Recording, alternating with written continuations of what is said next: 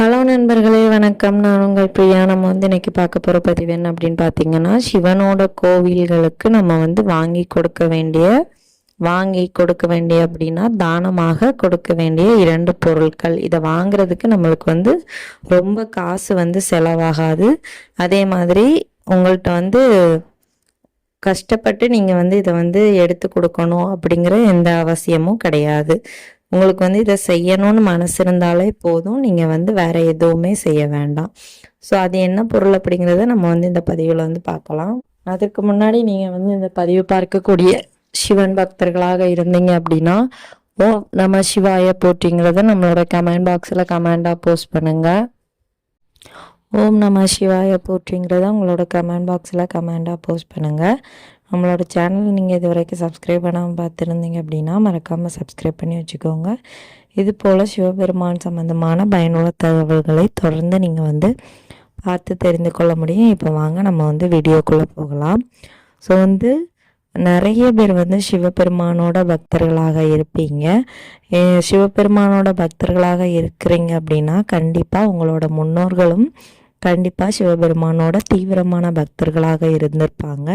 So அப்படி இருக்கிறவங்களோட அந்த சந்ததியில் வரவங்க கண்டிப்பாக தலைமுறையாக யாராச்சும் ஒரு ஆளாச்சும் குடும்பத்தில் கண்டிப்பாக சிவபெருமானை வணங்கக்கூடிய ஒரு நபராக இருப்பாங்க.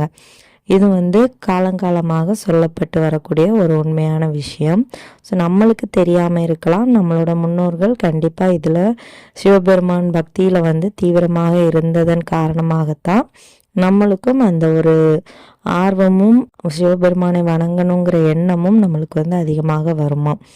அதே மாதிரி பார்த்திங்கன்னா சிவபெருமானை யாரெல்லாம் அன்போடையும் பக்தியோடையும் முழு நம்பிக்கையோடையும் தெய்வமே என்னோட அப்பா அப்படின்னு கூப்பிட்டு என்னோட ஈசனேன்னு கூப்பிட்டு வணங்குறவங்களுக்கு சிவபெருமான் என்ன கேட்டாலும் 100% அதை உடனே நிறைவேற்றி தரக்கூடிய ஒரு அன்பான மனதும் சிவபெருமானுக்கு இருக்குதான். அதனால் சிவபெருமான் பக்தர்கள் என்ன கேட்டாலும் அவர் 100% அதை நிறைவேற்றி தருவாராம். நம்ம சொல்லக்கூடிய இந்த 2 பொருட்களை நம்ம சிவபெருமான் கோவிலுக்கு தானமாக கொடுத்தோம் அப்படின்னா தீராத கடன் பிரச்சனையிலேருந்து தீர்வதற்கும் தீராத நோயிலிருந்து நம்ம விடுபட்டு வெளியே வர்றதுக்கும் நம்ம தானமாக கொடுக்கக்கூடிய இந்த 2 பொருட்களும் நம்மளுக்கு மிகவும் உபயோகமாக இருக்கும். அந்த பொருளை நான் உங்களுக்கு சொல்கிறேன். அதுக்கு முன்னாடி நீங்கள் சிவபெருமானுக்கு ஏதாச்சும் செய்யணும், காசு என் கையில் கிடையாது, ஆனால் நான் ஏதாச்சும் செய்யணும்னு நினைக்கிறேன் அப்படின்னு நினைக்கிறவங்க நீங்கள் உங்களால் முடிஞ்சது அப்படின்னா உங்களுக்கு நல்ல விஷயம் நடக்கணும் அப்படின்னா உங்கள் ஊர் பக்கத்தில் இருக்கக்கூடிய சிவபெருமான் கோவிலில் நிறைய கோவில்களில் விளக்கேற்றாமல் ஒரு பராமரிப்பே இல்லாமல் இருக்கும். அந்த மாதிரி இருக்கக்கூடிய கோவில்களில் நீங்கள் விளக்கேற்றலாம். விளக்கேற்ற எண்ணெய்கள் வாங்கி கொடுக்கலாம், விளக்கு வாங்கி கொடுக்கலாம். இதெல்லாம் நம்ம தானமாக கொடுக்கக்கூடியது தான். விளக்கு கூட நம்ம வாங்கி கொடுக்கலாம். அதே மாதிரி அந்த பூஜைகளுக்கு தேவையான பொருட்களை வாங்கி கொடுக்கலாம். அதே மாதிரி அந்த பூஜைகளே இல்லாத கோவில்களில் அந்த தெய்வங்களுக்கு உணவுகளும் படைக்க மாட்டாங்க. ஸோ அந்த மாதிரி இருக்கிற கோவில்களை பார்த்து நீங்கள் அந்த ஒருவேளை சாப்பாட்டிற்கு உங்களால் முடிஞ்ச உணவுப் பொருட்களை வாங்கி கொடுக்கலாம். ஒரு சின்ன துண்டு கற்பூரம் வாங்கி கொடுக்கலாம். ஒரு சின்ன அளவு கற்பூரம் நம்ம வாங்கி கொடுக்கும்போது நம்மளோட பெரிய பிரச்சனைகளை அது தீர்த்து வைக்கும். எப்படி அந்த தீபச்சுடர் பிரகாசமாக எரிகிறதோ அதே மாதிரி நம்ம கஷ்டங்களும் சீக்கிரமாக குறையுமா. அதற்காக தான் நான் கற்பூரம் உங்கள்கிட்ட வாங்கி கொடுக்க சொல்கிறேன்.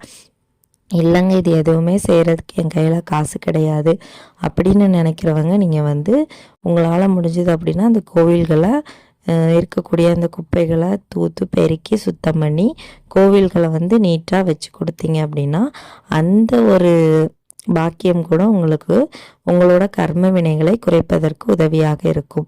நீங்கள் எவ்வளவு பாலடைஞ்ச கோயிலாக இருந்தாலுமே அங்கே போய் தூத்து சுத்தம் பண்ணணும் அப்படின்னா அந்த சிவபெருமானே உங்களுக்கு அந்த பாக்கியத்தை தந்தால் மட்டும்தான் உங்களால் அந்த பராமரிப்பு இல்லாத கோயில்களில் கூட சுத்தம் பண்ணுறதுக்கு உங்களால் முடியும்.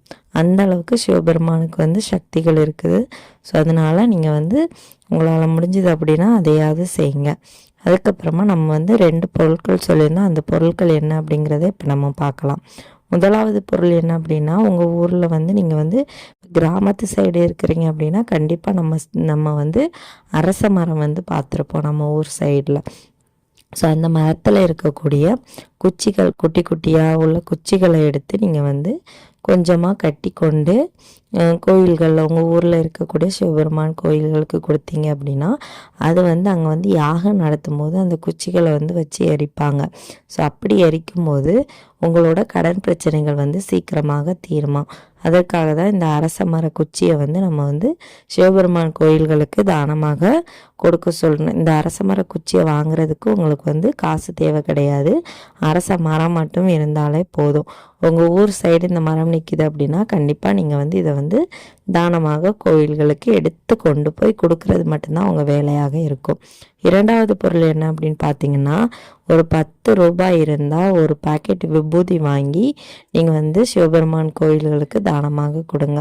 இந்த விபூதி எதுக்காக உபயோகமாக இருக்கும் அப்படின்னு பார்த்தீங்கன்னா, பிரதோஷ நேரங்களில் சிவபெருமானுக்கு அபிஷேகம் பண்ணுறது. இந்த விபூதி அபிஷேகம் பண்ணும்போது நம்மளுக்கு வந்து தீர்க்க முடியாத நோய்கள்னால நம்ம வந்து கஷ்டப்பட்டுட்டு வரோம் அப்படின்னா கண்டிப்பாக அந்த விபூதியை கொண்டு அபிஷேகம் பண்ணும்போது எப்பேற்பட்ட நோயும் வந்து சிவபெருமான் வந்து விரட்டி அடிப்பாராம். ஸோ அதனால தான் விபூதியை வந்து தானமாக நம்ம வந்து கொடுக்க சொல்கிறோம். ஸோ உங்களால் முடிஞ்சது அப்படின்னா 10 ரூபா விபூதி தானமாக வாங்கி கொடுங்க. உங்கள் ஊர் சைடில் அரச மரம் இருந்தது அப்படின்னா கண்டிப்பாக அந்த குச்சிகளை எடுத்துக்கொண்டு கோயிலுக்கு தானமாக கொடுங்க.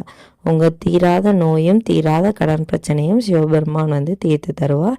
இந்த பதிவு வந்து கண்டிப்பாக ஒவ்வொரு சிவபெருமான் பக்தர்களுக்கும் உபயோகமாக இருக்கும்னு நினைக்கிறேன். உபயோகமாக இருந்தது அப்படின்னா லைக் பண்ணிவிட்டு உங்கள் நண்பர்களுக்கும் இந்த பதிவை வந்து ஷேர் பண்ணுங்கள். இந்த வீடியோவின் முழு பதிவை பார்த்த அனைத்து நண்பர்களுக்கும் மிக்க நன்றி.